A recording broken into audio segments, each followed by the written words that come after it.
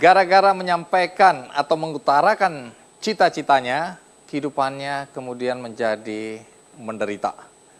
Dia diolok-olok, dihina, dilecehkan oleh teman-temannya. Apa sebenarnya yang menjadi cita-citanya dan siapa orang ini? Mari kita sambut Jamil Azaini.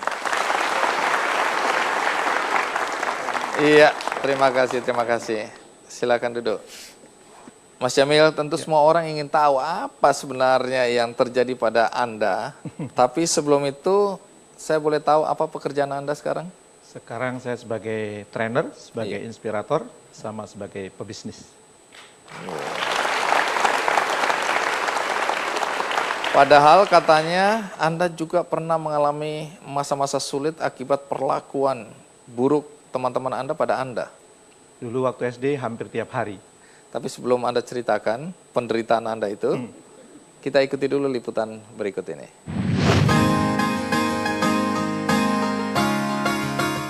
Mimpi adalah kunci untuk kita menaklukkan dunia. Berlarilah tanpa lelah sampai engkau meraihnya.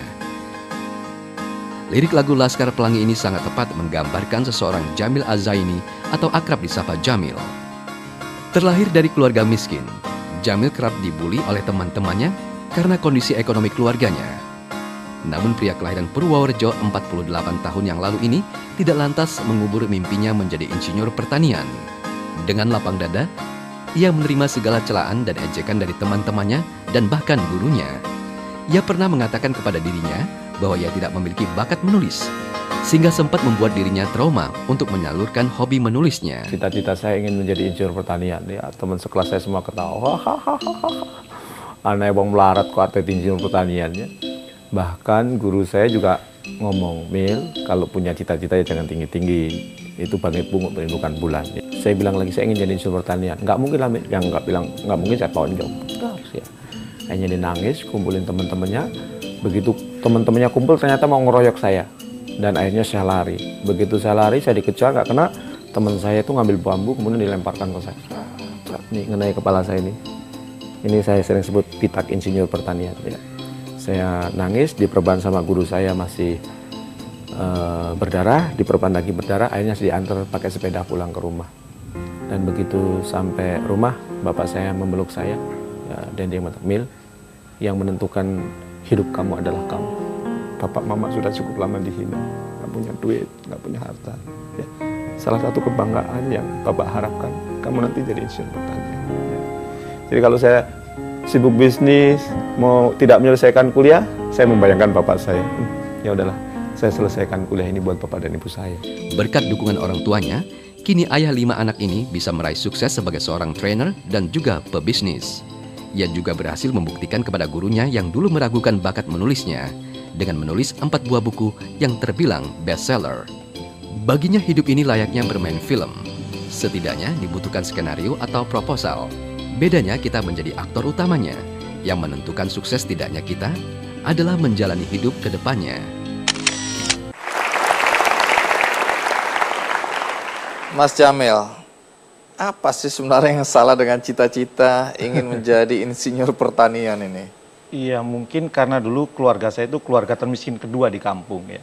Jadi kesalahan Anda adalah Anda miskin? Kesalahannya miskin dan berani punya cita-cita. Jadi saya waktu nulis cita-cita itu sebenarnya sudah sebelumnya dibully juga. Tapi dibulinya hanya dengan kata-kata.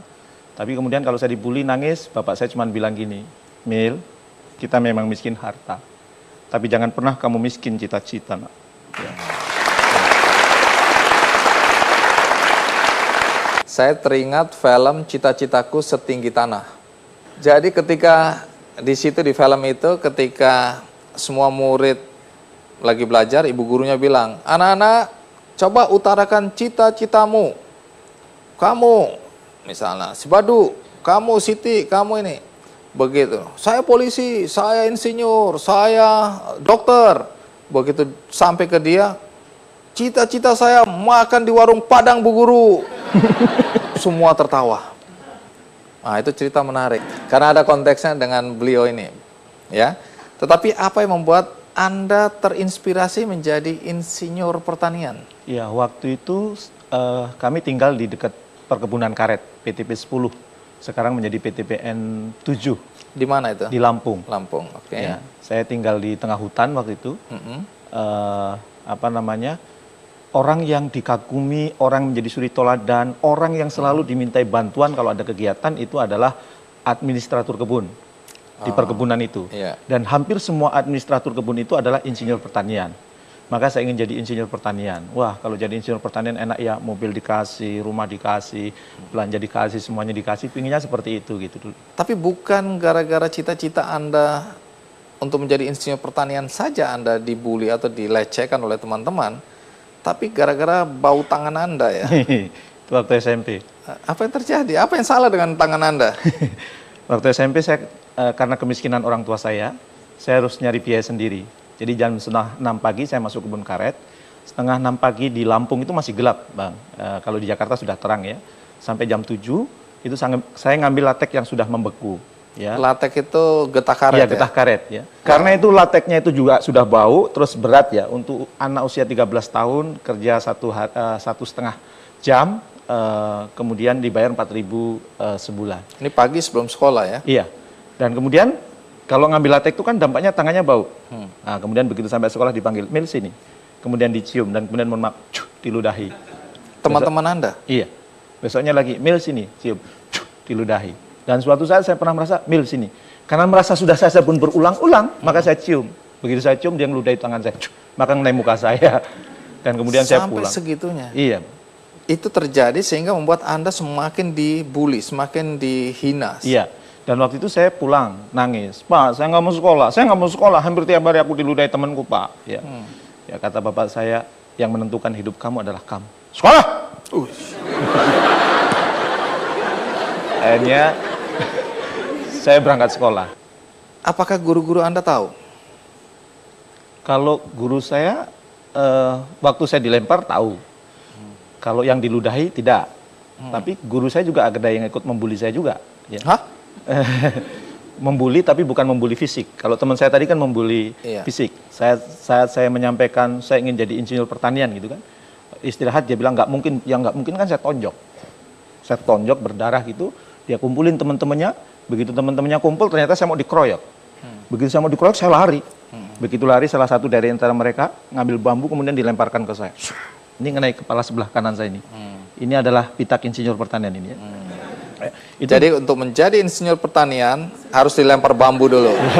Dan syaratnya kepalanya nggak boleh botak ya.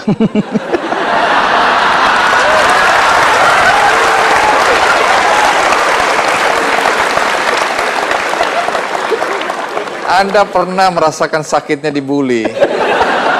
Harusnya kan Anda tidak perlakukan itu pada orang lain. Tentu kami semua ingin tahu bagaimana Anda bisa seperti sekarang dan bisa menertawakan masa lalu yang pahit ketika Anda dibully oleh teman-teman sekolah. Tapi kita rehat sejenak, saya akan segera kembali.